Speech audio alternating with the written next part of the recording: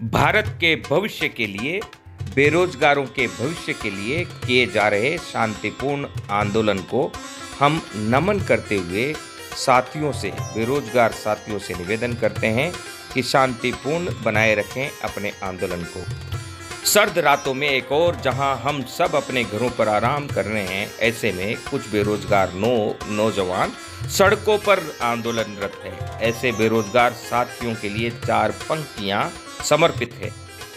हे भारत के नागरिकों, जरा आँख में भर लो पानी, सर्दी में घर में सोने वालों, सड़कों पर सो रहे बेरोजगारों की जरा याद करो कहानी। आज होगा सरकार की नीयत का खुलासा। देखते रहें गांधी टीवी, सब्सक्राइब करें, फॉरवर्ड करें, लाइक करें। अल सुबह सर्दी है।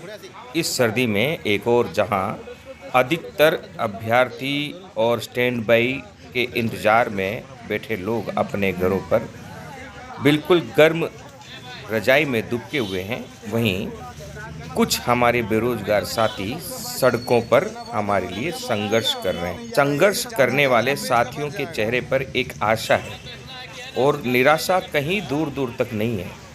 जीतने की एक ललक है और संघर्ष से मिल रहे फीडबैक की खुशी उनके चेहरे पर दिखाई दे रही है।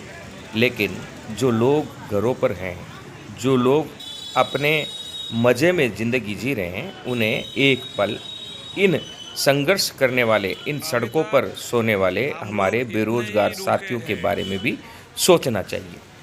मैं बड़ा व्यथित हूँ।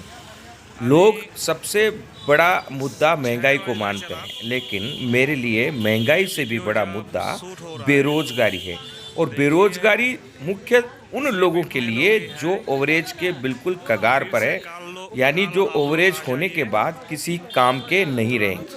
रेलवे में घोटाले होते हैं, आए दिन पकड़ में भी आते हैं। अनियमितताएं होती है, आए दिन पकड़ में भी आते हैं। कल कई छात्रों का फ़ोन आया था। उन्होंने कहा कि स्टैंड बाई के मामले में आप घोटाले की खबर दिखा रहे हो, जो गलत है। हमने उनको समझाया है कि हम एक जगह पर एक नियम और दूसरी जगह पर दूसरा नियम, उसका विरोध कर रहे हैं। उसमें कहीं ना कहीं मैनिपुलेशन है, उसमें कहीं ना कहीं कुछ ना कुछ गड़बड़ घोटाला हमें नज़र आता है। उसकी जांच की मांग हमने की है। स्वतंत्र मीडिया के रूप में मरते दम तक हम सच्चाई को उजागर करने के लिए प्रयासरत होते रहेंगे। आज सुबह सुबह मैं स्टूडियो आ गया हूं और आपके लिए वॉइस ओवर के जरिए इस प्रोग्राम को, इस सूचना को दे रहा हूं कि आज और अधिक गहराई से जाऊंगा। सच्चाई क्या है उसे बताऊंगा। हकीकत में हम सच को जीने वाले लोग हैं, सच को सच की तरह पेश करने वाले लोग हैं। और सच ये है कि अभी तक न तो प्रधानमंत्री कार्यालय से, न ही रेल मंत्री के कार्यालय से, और न ही इन नेताओं के अन्य सोर्स से या रेल विभाग के अन्य सोर्स से इस प्रकार की सूचनाएं हमारे पास आई है कि हमें लाभ दिया जाएगा और हमें नियुक्ति पत्र दिया जाएगा। बहरहाल स्टैंड बाई बेरोजगार साथियों का जो तकनीशियन है और जो जूनियर इंजीनियर है, उनका इंतज़ार अभी लंबा होने की संभावना है। लेकिन हकीकत हम आज आपको बताएंगे, सच हम आज आपको बताएंगे। आप लोगों का संघर्ष आगे बढ़ रहा है और संघर्ष ही एकमात्र माध्यम है। यह जो सोशल मीडिया और सड़कों पर जो शांतिपूर्ण तरीके से आप लोग आंदोलन कर रहे हो, यही एकमात्र साधन है कि आपको अपना न्याय मिल जाए। अब नहीं तो कभी नहीं वाली स्थिति में आप लोग हो। सब लोगों को एकजुट होकर सड़कों पर और सोशल मीडिया पर शांतिपूर्ण तरीके से आंदोलन करना है। कोशिश करेंगे सरकार के लोग कि यह आंदोलन उग्र हो जाए ताकि इसे भी समाप्त कर दिया जाए। बहरहाल कल कई बेरोजगार साथियों ने मुझे फ़ोन किया कि आगे क्या करना है। तो आप लोग समझदार हो। मीडिया आपके आंदोलन को न तो दिशा दे सकता है, न ही आपके आंदोलन की रूपरेखा बना सकता है। आप जो आंदोलन कर रहे हो उसे अधिक से अधिक पहुंचाना, आपके दर्द को अधिक से अधिक पहुंचाना, वह मीडिया का कर्तव्य है। अफसोस मीडिया का एक बहुत बड़ा तबका कर्तव्य भूल चुका है। मीडिया का कर्तव्य होता है सरकार की कमियों को, नाकामियों को उजागर करना, सरकार को उस दिशा में ध्यान आकर्षित करवाना जिस दिशा में उनकी कमजोरी बनी हुई है।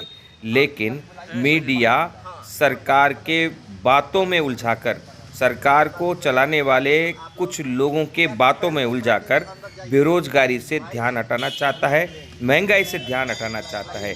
लेकिन यह बेरोजगारी आने वाले समय में विकराल रूप लेने वाली है। सोचिए, जितने बेरोजगार युवा हैं, अगर वे धीरे धीरे ओवरेज होते रहेंगे तो देश की छाती पर, देश की जीडीपी पर कितना बुरा असर होगा। लेकिन अगर कोई अपने तन को बेच दे तो उसे वेश्या कहते हैं, लेकिन कोई मीडिया कर्मी अपनी ज़मीर, अपने दिमाग और अपने ज्ञान को बेच दे तो उसे क्या कहें। हम इसे आपके पाले में डाल। एक वरिष्ठ पत्रकार साथी ने मुझे कहा कि आप मीडिया कर्मियों को ऐसा क्यों कहते हैं। मेरे पास इसका जवाब है कि इससे बड़ा शब्द मुझे मिल ही नहीं रहा, इसलिए मैं जनता से ही पूछता हूँ कि आप ही बताएं, जो तन बेच दे उसे वेश्या कहते हैं, जो अपना मन, जमीर और अपनी सोच बेच दे उसे क्या कहें। ऐसे पत्रकार को क्या कहें जो भारत माता की आत्मा को चीर चीर कर रहा है, नौजवानों को नकार रहा है, बेरोजगारी नहीं दिखा रहा।